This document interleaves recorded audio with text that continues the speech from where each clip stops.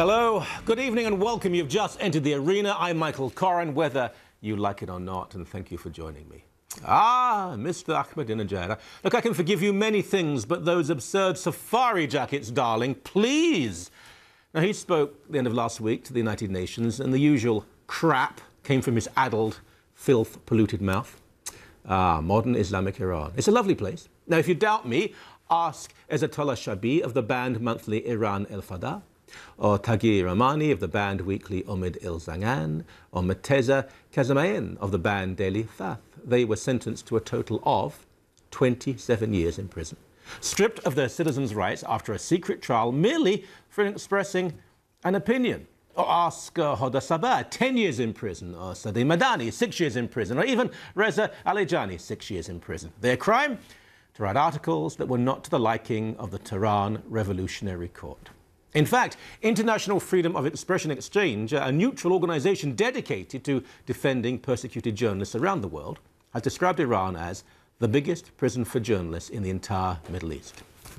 Closer to home, we could ask the family of, murdered Canadian photojournalist Zara Kazemi that the Iranian regime denied any involvement in this poor woman's death until Hezbollah Tabzadi told journalists via his son of how he was arrested on the same day as Miss Kazemi and incarcerated with her in Iran's infamous and terrifying Evin prison.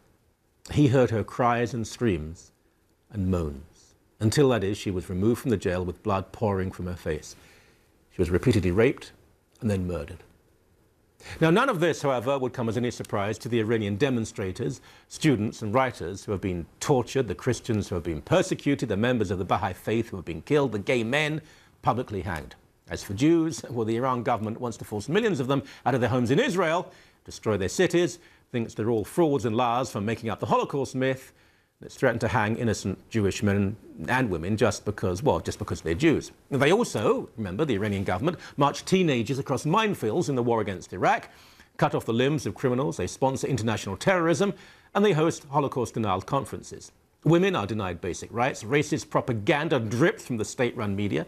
Iran threatens to nuke a fellow member of the United Nations that has never done any harm to Iran. The police beat political, sexual and religious dissidents to death. But still, we listen to the funny-looking fellow in the bad suit who is clearly trying to hide his homosexuality behind his homophobia and his stupidity behind his hatred. Not only do we listen, but the left in this country, as well as elsewhere, rather adore the little Nazi, don't they? Because Iran opposes the US and the comrades stick together. Anti-poverty activist John Clark, you may know him, he's hardly a conservative. He told me a story once of a leftist conference in Toronto where the Iranian government hosted a stall. A woman ran up to it and began to vandalize it. "Stop! Stop!" shouted the leftists as they pulled her away. Screaming, crying, she shouted at them. She shouted that as a feminist, an ordinary feminist, she had been locked in Iran in a coffin 23 hours a day by those lovely Iranians. Why, she screamed, why were these idiots in Canada supporting them? Well, why indeed? Why indeed?